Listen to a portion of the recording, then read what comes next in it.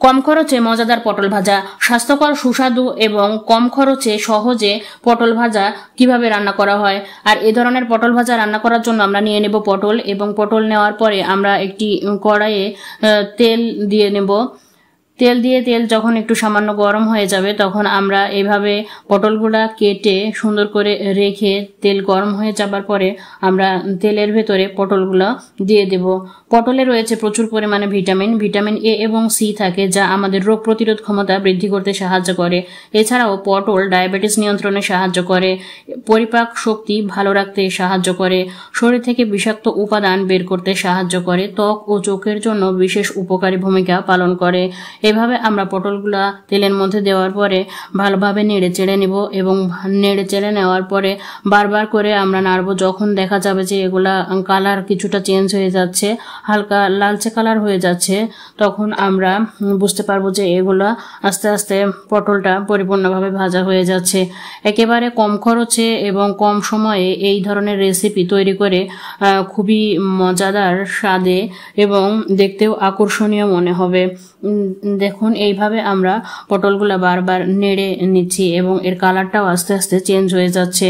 তো পটল থেকে আমরা যদি সঠিকভাবে পরিমাণ মতো এবং পুষ্টি গুণাগুণ পেতে চাই, তবে সঠিকভাবে রান্না করলেই এই থেকে আমরা পুষ্টি এবং ভিটামিন সম্পূর্ণরূপে পেয়ে যাব। পটলের যে ভিটামিন এ এবং সি থাকে, যা আমরা সবজি হিসেবে ব্যবহার করার পরেও খুব সহজেই আমাদের শরীরে এই ভিটামিন চলে আসে, যা আমাদের রোগ প্রতিরোধে সাহায্য করে। যখন পটলগুলো হালকা লালচে কালার হয়ে আসবে তখন আমরা এর মধ্যে কিছু কাঁচা মরিচ কেটে দেব এবং কিছু পেঁয়াজ কেটে দেব, দিয়ে এগুলো ভালোভাবে নেড়ে চেড়ে নেব। বারবার এরকম করে নাড়তে নাড়তে আস্তে আস্তে জালে এগুলো সুন্দরভাবে কালার চেঞ্জ হয়ে যাবে এবং এগুলো হালকা লালচে অথবা বাদামি কালার ধারণ করবে। আর ডায়াবেটিস রোগীরা অনায়াসে এই সবজিটি খেতে পারেন। ডায়াবেটিস নিয়ন্ত্রণের ক্ষেত্রেও এটা বিশেষভাবে সাহায্য করে। এছাড়াও পরিপাকের শক্তি ভালো রাখতে সাহায্য করে, শরীর থেকে বিষাক্ত উপাদান বের করে দিতেও সাহায্য করে। যারা এরই মধ্যে আমাদের এই চ্যানেলে যুক্ত হয়েছেন তারা আমাদের চ্যানেলটি অবশ্যই সাবস্ক্রাইব করবেন, আর আপনার মূল্যবান মতামতটি কমেন্টে জানাবেন।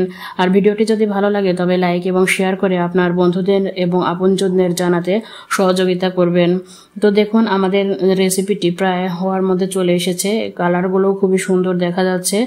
যখন আর একটু কালার আকর্ষণীয় মনে হবে তখন আমরা দেখব যে আমাদের রেসিপিটি কমপ্লিট হয়ে গেছে। আর পটল আমাদের ত্বক এবং চোখের জন্য বিশেষ উপকারী, তাই ত্বক এবং চোখের সমস্যায় যারা ভোগেন তারা সবজি হিসেবে খাদ্য তালিকায় যদি পটল রাখেন তবে ত্বকের জন্য এবং চোখের জন্য বিশেষ উপকারী পাবেন। এছাড়াও শরীর থেকে আমাদের বিষাক্ত উপাদান বের করার জন্য আমরা অনেক সবজি অথবা খাবার খুঁজে থাকি। তো সবজি হিসেবে যদি আমরা সহজেই পটলকে আমাদের খাদ্য তালিকায় রাখি তবে বিষাক্ত উপাদান বের করে দিতে সাহায্য করবে এটি খুব নিমেষেই। দেখুন আমাদের রেসিপিটি তৈরি হয়ে গেছে। এখন আমাদের পটলগুলো খুবই সুন্দর কালার ধারণ করেছে এবং এগুলো আমরা আস্তে আস্তে তুলে নেব। তুলে নেবার পরে এগুলা যদি আমরা এখন সুন্দরভাবে পরিবেশন করি দেখতেও অনেক আকর্ষণীয় মনে হবে, এবং মনে হবে যে খুবই আকর্ষণীয় এবং কিভাবে রান্না করা হলো এটি নিয়ে মনে কৌতূহল জেগে উঠবে। তবে দেখা গেল যে খুবই সহজে এবং কম খরচে কম সময়ে এই রেসিপিটি আমরা তৈরি করতে পারলাম। তো পরিপাক শক্তি ভালো রাখার জন্য এবং আমাদের শরীরে ভালো রাখার জন্য আমরা অবশ্যই এ ধরনের রেসিপি সহজে তৈরি করতে পারি। ভিডিওটি ভালো লাগলে লাইক এবং কমেন্ট করবেন এবং আপনার মূল্যবান